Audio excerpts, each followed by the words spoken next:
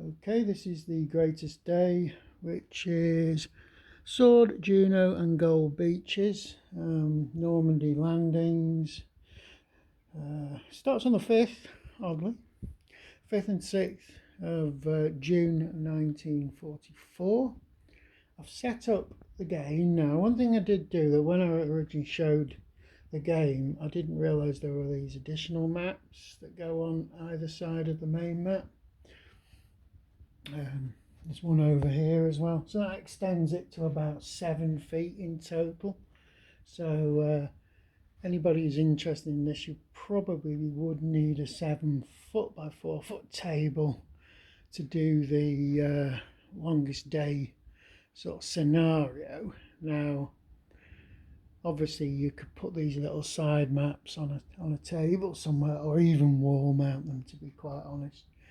Now I'm actually potentially playing the long campaign, so I've got this extra map over here, which you wouldn't need if you were only playing the 1 day campaign. I've also got stuff wall mounted here, though I could probably fit it all on the table. The table being a 10 foot by 4 foot table, though it is a bit flexible. I can actually increase that to near 5 foot across. I don't think I could get more than 10 feet out of it. I could probably do so if I was messing around, because this isn't actually a physical table. It's made out of lots of bits and pieces. It's just a playing surface laid across a dining table, boxes and chairs and things. Right, so we've not got everything set up. We've pretty much got all the stuff set up for the landings on the 6th. I've only got the first wave on the beaches, because there's these little beach maps here. You can't probably see it, but they're probably about A4. Each beach has got one of those as well.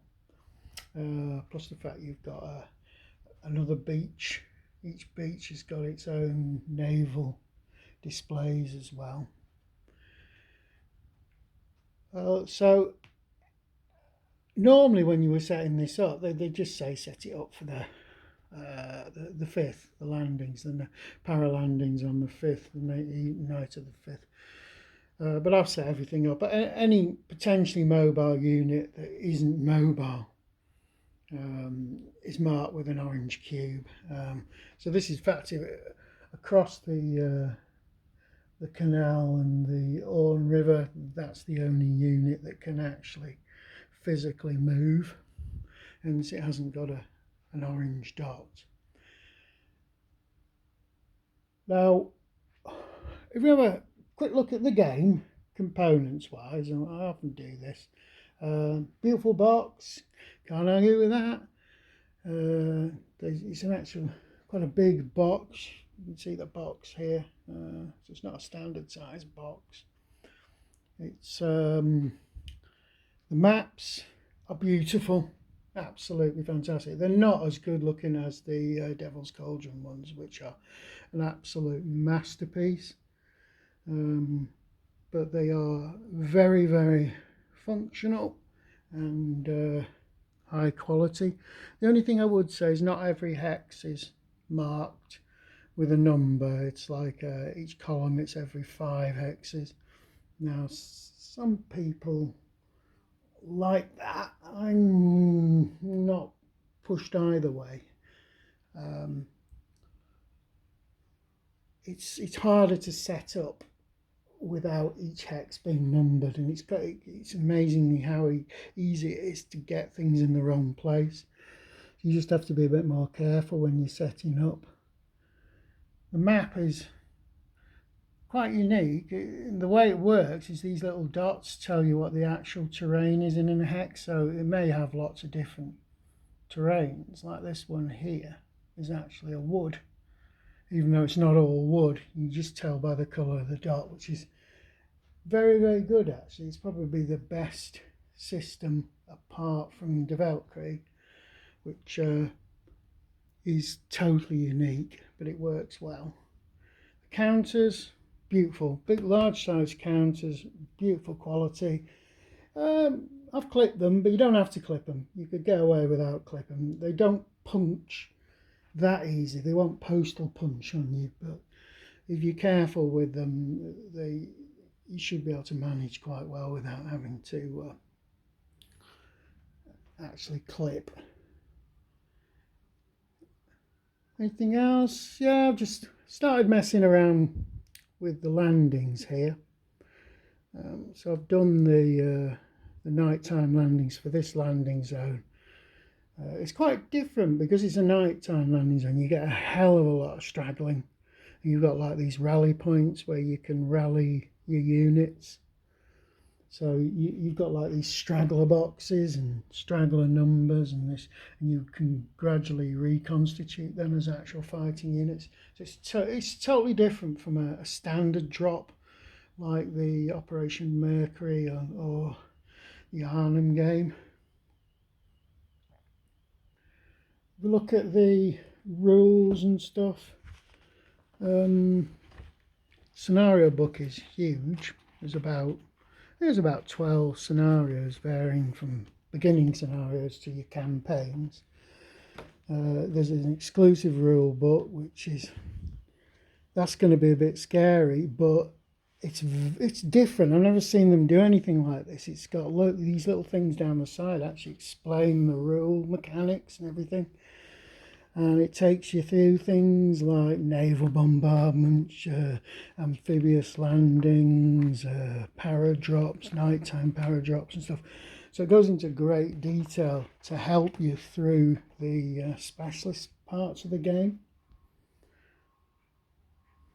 The rule book itself, it comes with a 1.1 rule book, but you can play it with version 2. So I've got a version 2 rule set. I'm not sure where that came from. Probably Operation Mercury.